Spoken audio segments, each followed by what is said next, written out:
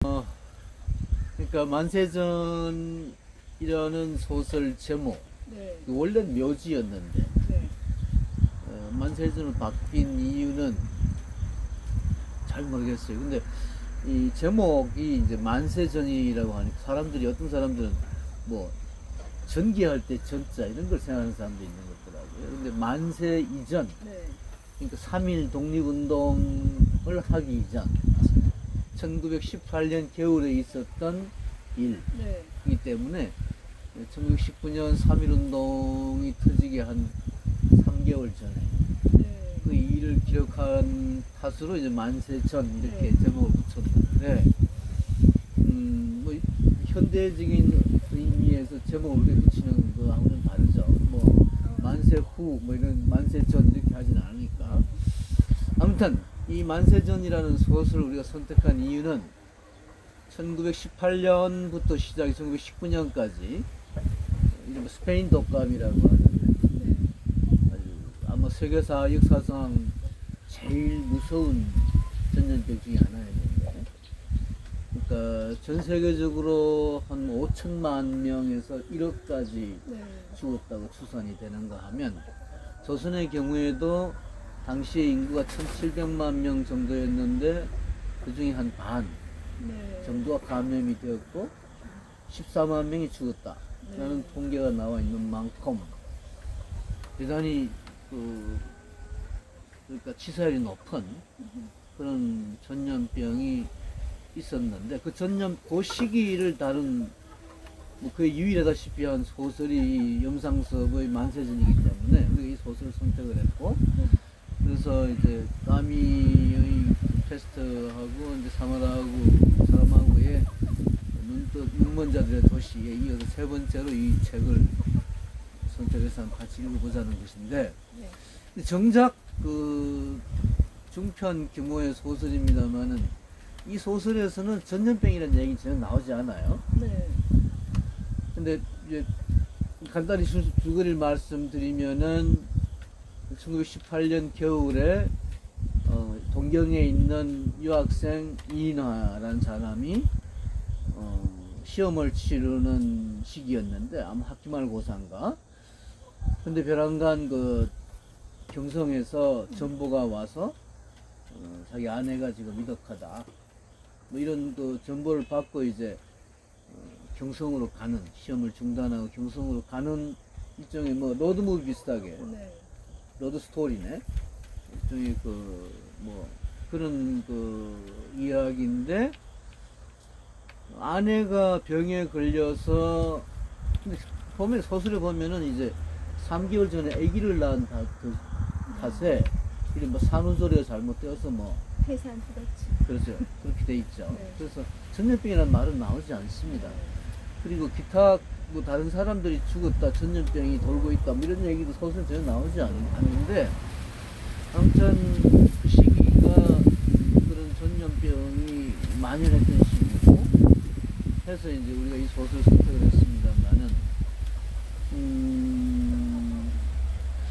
이상하게 전 이 소설을 읽고 나서 좀 분위기가 까미의 패스트하고는 다르지만 까미 이방인하고 좀 비슷하다는 느낌을 받았어요. 왜냐하면 예, 이 이인화라는 인물이 1918년 겨울, 그러니까 우리가 일본의 침략을 받은 지 한 8년이 되는 시기였는데, 전혀 물론 일본에 대한 반감 같은 게 전혀 없는 건 아니지만,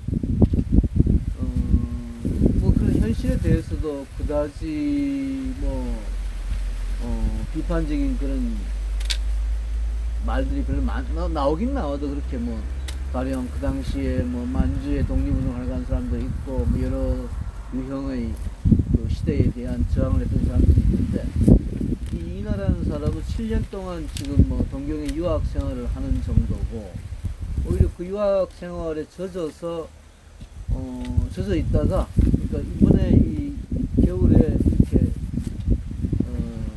조선에 돌아오는 길 여정에서 이제 좀 뭔가 좀 조선인이라고 하는 의식을 갖게 되고, 또 아내가 위독하다라고 하는 전도를 받고 가는 일임에도 불구하고 뭐 가는 길에 애인도 아니지만 애인 비슷한 술집 여자, 정자란 여자, 일본 여자죠. 시즈코라고 하는 여자인데 이 여자하고 뭐 묘한 그런 또 만남이 있고, 또 오다가 조선에 돌아오는 길목에 고베에서 또 얼라라고 하는 음악을 하는 조선인 유학생하고 좀 묘한 관계에 있는, 거기 또 고베에서 하룻밤 자고 뭐 이제 시모노세키로 와서 배를 타고 조선에 돌아오는데, 그 시모노세키에서부터 이제 뭔가 좀 검열 같은 게 이런 게 시작이 되니까 좀 조선인으로서의 어떤 그 의식 같은 게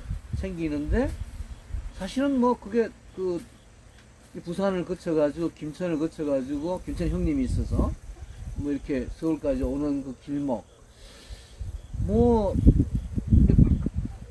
김천에서인가요? 김천에서 이제 서울로 오는 길목에서 벼랑간 그 조선은 공동묘지다, 뭐 구대위가 끓는다, 뭐 이런 식의 표현을 하면서 굉장히 격노하는, 그리고 공동묘지가 뭐 일본에서 그 당시 아마 총독부에서 조선에서도 공동묘지를 장려하는, 뭐 강제하진 않았지만 그런 뭔가 좀 정책 같은 게 법률이나 이런지 모르겠는데 하여튼 정책 같은 게 있어서 사람들이 이제 공동묘지를 총독부에서 권유하는데, 장려하는지 강제하는 건 아닌 것 같아요. 근데 거기에 대해서 조선 사람들이 산소에 대한 아주 깊은 뭐랄까 전통을 시킨 조선 사람들이 이제 거기에 대해서 저항하는 뭐 이런 이야기들이 조금씩 나오는. 근데 결국은 뭐 아내를 서울에서 만나지만 뭐 죽는 모습을 보고도, 임종을 보고도 크게 무슨 뭐 이렇게 마음이 움직여서 뭐 그 슬퍼하는 그런 것도 아니고, 그래서 좀 까미의 이방인에 나오는 메르소 같이 좀 이렇게 대단히 뭐랄까 냉정하다고 할까. 물론 메르소, 까미의 이방인을 쓴 의도하고 이 염상섭이 일종의 자연주의 작가, 리얼리즘 작가로서 이 소설을 쓴 거하고는 좀 다른 차원이라고 볼 수는 있겠습니다만, 페스트라고 하는 전염병을 극복하는 그런 그 까미의 소설과는 달리 이 염상섭의 만세전에는, 그러니까 만세전이라고 하는 걸 붙인 이유는 아마 1918년 겨울에 있었던 일이고, 또 아마 이 소설의 그런 이야기들을 통해서 뭔가 이 주인공이 이인하가, 또는 그 이인하가 막 그래서 마음에 새겨두고 있는 여인인 그 일본 여자 시즈코란 여자에게 보낸 편지 통해서 볼 때 뭔가 이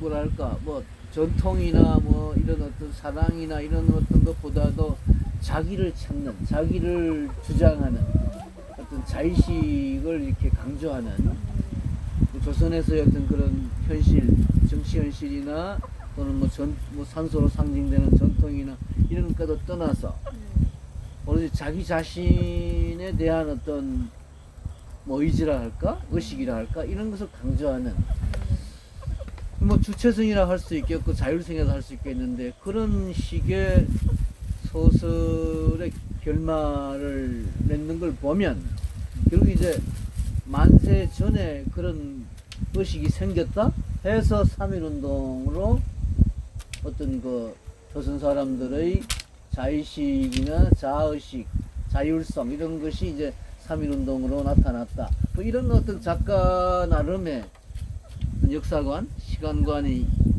포함되어 있는 느낌이 드는데, 뭐 좀 소설 내용도 애매하고 좀 물론 뭐 염상섭이 쓴 소설 중에 그러니까 이 소설이 1922년에 이제 잡지에 연재가 되기 1년 전에 표본시대 청개구리라는 작품을 처음으로 이제 염상섭 이른바 최초의 작품, 처녀작이라는 말을 쓰면 안 된다 그럽니다. 페미니즘 시대에. 그래서 이 첫 작품을 이제 표본시 청개구리를 발표를 했는데, 정작 시간적으로 보면 표본실의 청개구리는 오히려 만세 후의 작품이에요. 그죠? 그러니까 만세 후의 시기를 다룬. 그래서 표본실의 청개구리처럼 우리들의 그 당시에 1920년 이후에 네. 조선인의 어떤 그러니까 3.1운동을 했지만 3.1운동을 일으켰지만 3.1운동은 허무하게 실패를 하고 오히려 그 뒤에 더욱더 비참하게 표본시대 청개구리처럼 마치 해부를 당해서 오장육부가 다 드러내졌는데도 불구하고 뭐 겨우 숨을 헐떡이는 정도의 삶으로 이제 해방 후에 그러니까 해방 후에 3.1운동 이후에 어떤 우리들의 조선인들의 삶을 비교 뭐 그런 어떤 두 작품의 관계가 있는 것 같은 생각이 들었습니다. 선생님 이게 이제 사실 22년에 발표됐으니까 그때 썼다고 봐야 되겠죠. 21년 그러니까 만세 그러니까 후에 썼다고 봐야 되는 거죠. 만세 후에 썼다고 볼 수도 있겠죠. 네. 예. 그래서 정확하게 쓰여진 연도는 언제인지 잘 알 네, 수는 없는데 제가 뭐 발표가 미리 썼다고 22년 발표를 예. 근데 이게 나중에 이제 묘지에서 만세 전후로 이렇게 개명이 된 거는 그 이제 1919년 만세 운동에 대한 굉장히 자각적인 의식적인 것을 담았다고 생각이 들거든요. 아니면 3.1운동 이전에 썼다가 네, 묘지란 제목으로 네, 어떤 조선을 공동묘지 구대기가 끓는 공동묘지로 표현을 했다가 네, 그게 이제 그 소설이 이제 나중에 네, 다시 이제 개작이 되면서 1924년에 출판을 하면서 네. 그 만세전이라는 제목으로 바꾸잖아요. 처음에 소설에 연재될 때는 1922년에 연재되니까 아마 3.1운동 이후에 썼다고 보는 것이 낫겠다. 그러니까 이 작품 이제 이 작품이 정말 그 표면적으로 이렇게 묘사하는 것들 거기서 이제 얘기되어지는 것들에 너머에 있는 그러니까 이야기들이 저는 이 작품 이상하게 더 관심이 가더라고요. 너머에 있는 게 뭔가 이 작가 의식을 억압하고 있는 뭔가가 분명히 있고 그것이 이제 스페인 독감을 묘사하지 못하게 한 것이고요. 그러니까 이 시기가 대체로 다 검열이 다 따르던 때였거든요. 물론 30년대 뭐 나이 40년 이럴 때하고는 비교가 안 될 수도 있지만 이때도 여전히 이제 검열이 있었고 특히 그렇죠. 사회주의자들에 대한 검열 그런 것들이 되게 많았고 뭐 독립운동 마찬가지고 이러다 보니까 아까 이제 교수님 말씀하신 뭐 그냥 그렇게 대단하지도 않은 그렇게 아주 뭐 민족의식이 뛰어나다거나 뭐 그러니까 독립에 대한 의지가 있다고 이런 것도 아닌 인물의 그냥 사소한 뭐 카페에 가서 뭐 노닥거리고 뭐 집에 가서도 그렇게 또 성실한 자식으로서의 뭐 그런 의무감도 없고 그런 사람으로 이제 비춰지는 인물을 그린 거. 물론 이게 이제 염상섭 자신의 자식을 노출한 것도 되지만 또 그 정도의 인물을 그려야만 하는 그 정도의 인물을 통해서 이제 어떤 제가 말하고 싶은 걸 담아야만 하는 그런 어떤 억압 같은 거, 검열에 대한 의식 그런 게 있었을 것 같고요. 그러다 보니까 전염병에 대해서는 그 3.1 운동에 대해서 보통 그렇게 얘기를 하잖아요. 이제 그 당시 일제하던 무단 통치에 대한 반감 그리고 그때 뭐 책에도 헌병에 관한 친척이 뭐 헌병이라고 그러고 그런 얘기 나오잖아요. 그러니까 헌병들이 이제 뭐 위생이라던가 전염병 이런 거에 대해서도 이렇게 좀 무력으로 이렇게 조선 총독부 차원에서는 전염병을 은폐하려고 했다? 그렇게 보시는 건가요? 왜냐면 그때 이제 반감이 너무 컸을 것 같아요. 사람들이 너무 많이 죽었으니까. 네. 그러니까 이제 묘지다 이런 것은 사실 시체가 있는데 구더기가 끓잖아요. 그러니까 그 묘지라는 게 단순히 상징이라기보다 실제로 시체가 너무 많았던 거죠. 그래가지고 어떤 자료에 보니까 이거 일일이 다 조선 사람들이 매장을 굉장히 중요하게 생각하잖아요. 여기서도 공동매주 이런 얘기 나오는데 그 인간에 대한 최소한의 그런 애도의 일회로서의 매장 이런 것도 할 수 없을 만큼 사람이 너무 많이 죽으니까 집단으로 그냥 막 묻어버리고 그런 데서 이제 그 우리가 사실 뭐 이렇게 위기를 당하면은 그 어디다가 이렇게 그 분노를 표출해야 될 대상이 필요하잖아요. 그 당시에 그냥 눌려 살던 조선인들이 이런 것이 이제 일제 그의 어떤 무단 통치 때문이다라고 자각하기 시작한 거 그런 분위기가 있었기 때문에 언급을 못했을 것 같아요. 전염병에 대한 노골적인 언급 같은 거는 바로 이제 그런 민심을 반영하는 가 되기 때문에 좀 이렇게 모자란 듯한 인물, 책임감도 없고 뭐 하여튼 그런 이제 인물을 통해서 어느 정도 그 조선의 그 풍속도 그리고 또 조선인들의 그런 좀 봉건적인 미개함 그런 것을 그리기는 하지만 전면적으로 전염병을 묘사할 수는 없었던 거죠. 근데 1922년에 이제 발표를 하잖아요. 그죠? 1922년이라면은 사실은 이제 3.1운동 이후에 이른바 그 헌병정치, 무단정치가 끝나고 이제 문화정치, 뭐 조선일보, 동아일보 같은 게 생기고 염상섭도 뭐 동아일보 기자로 들어와서 그죠? 여러 가지 그러니까 기자로서 이제 취재 활동도 하고 그런 취재의 결과라면 이 소설을 썼다고 볼 수 있겠죠. 염상섭이 그 흔히들 왜 지금까지 뭐 자연주의 문학 이렇게 이야기를 해왔잖아요. 근데 사실은 이 자연주의라는 게 뭐 문학사에서는 에밀 졸라의 어떤 말하자면 거의 뭐 그야말로 표본시의 전격을이라는 제목이 상징하는 아주 그 뭐 해부하는 마치 사회를 해부하듯이 인생을 해부하듯이 인간을 해부하듯이 아주 치밀하게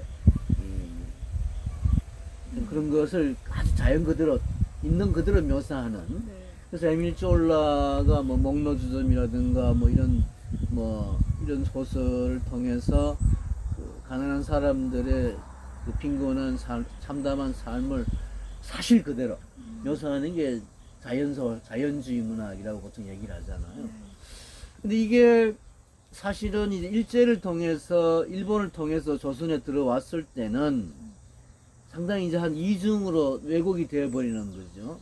일본에 왔을 때는 그런 엄밀한 의미의 그런 그 리얼리즘으로서의 자연주의, 치밀한 그런 자연주의 묘사가 일본에서도 사실상 문제가 있었다. 그렇게 하기가 노골적으로 사회의 어떤 그 부정이나 어떤 부패나 또는 뭐 사회의 어떤 뭐 빈부 갈등 이런 걸 묘사하는 게 자연주의 문학인데 일본에서 그게 불가능했기 때문에 오히려 일본에서는 그게 사소설 형식으로 작가의 어떤 개인 신변을 중심으로 해서 소설을 쓰는 형식을 바뀌잖아요.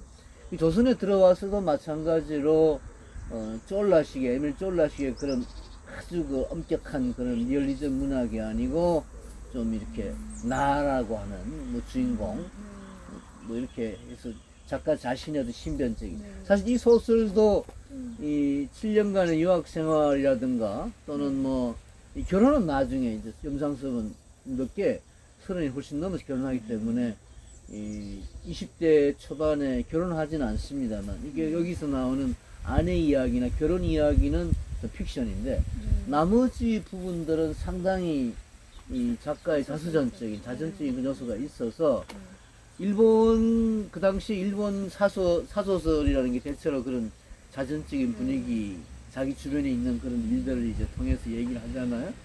그래서 사실은 우리가 이 교과서에서 자연주의 문학이라고 배운 그것은 조금 아마 지금 우리가 보게 되면 특히 원래의 자연주의라고 하는 그러니까 일반적으로 말해서 19세기 후반에 생기는 리얼리즘보다도 더 치밀하게 이 마치 뭐 해부를 하듯이 그렇게 묘사를 하는 자연주의와는 좀 동떨어진 그런 느낌을 받고, 또 최근에 와서는 이 염상섭의 소설을, 특히 만세전을 이 염상섭 자신이 이 3.1운동 이후에 일본에 유학 생활을 하다가 3월 18일인가요?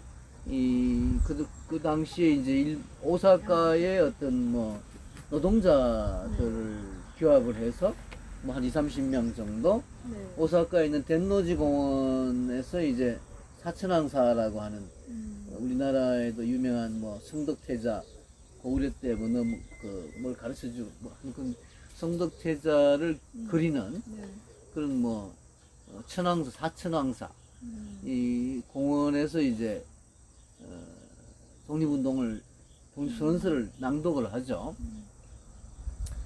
그 선언서를 낭독하고 난 뒤에 어떤 그 아나키스트 친구들하고도 뭐 만나고 이렇게 또 개벽 구인회라는 게 또 그런 모임이기도 하고 뭐 개벽이란 잡지도 그런 게 연관이 있어가지고 아무튼 이 소설 만세전이라는 소설을 비롯해서 이 염상섭의 어떤 사상이라 할까요? 어떤 그 이걸 아나키즘으로 해석하는 그런 또 최근에 그 경향도 있는 것 같아요.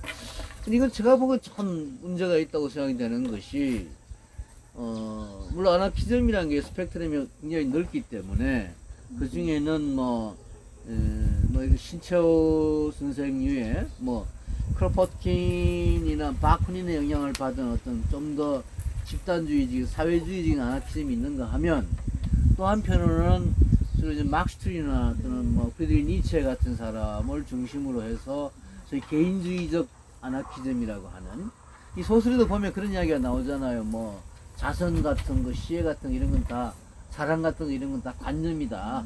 모든 건 다 관념이다. 중요한 것은 자, 나, 개인뿐이다. 뭐 이런 식으로 얘기하는. 그러니까 이 소설에서 또 그밖에 뭐 전통이나 뭐 조국의 어떤 뭐 조국의 애나 뭐 이런 것까지도 어떤 관념에 불과하다. 뭐 제일 중요한 것은 나다. 이렇게 얘기하는 걸 보면은 적어도 이 바쿠닌이나 크로포트킨류의 집단주의적인 사회주의적인 아나키즘과는 거리를 둔 슈트리너류의 어떤 개인주의적 아나키즘에 공감한 그런 입장.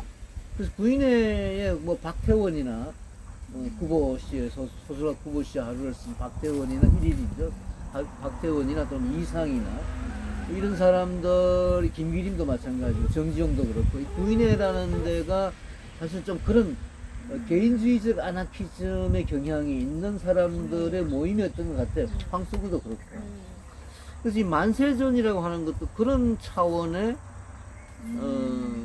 아나키즘, 개인주의 아나키즘이라고 볼 수 있을진데 보다 우리나라의 일제시대, 일제강점기 때의 신채호나 뭐 이혜영이나 이런 사람들 또는 뭐 최근에 문제가 되는 뭐 이 뭐랄까요, 뭐 이 의열단 중심의 김원봉 같은 사람들이 주축이 되었던 집단주의적 아나키즘 하고는 좀 거리가 있는.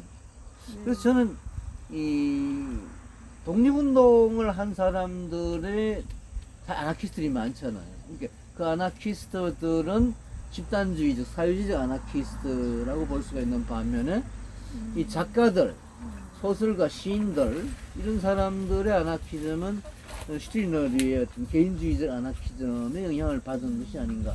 염상섭의 경우는 그런 그 슈트리너에 대한 뭐 에세이 같은 것도 남기고 있고, 단 이제 작가로서 조금 예외적이라 할 수 있는 사람은 김유정인데, 김유정은 이 또 크로포트킨에 대한 또 에세이 같은 걸 남기고 있더라고요.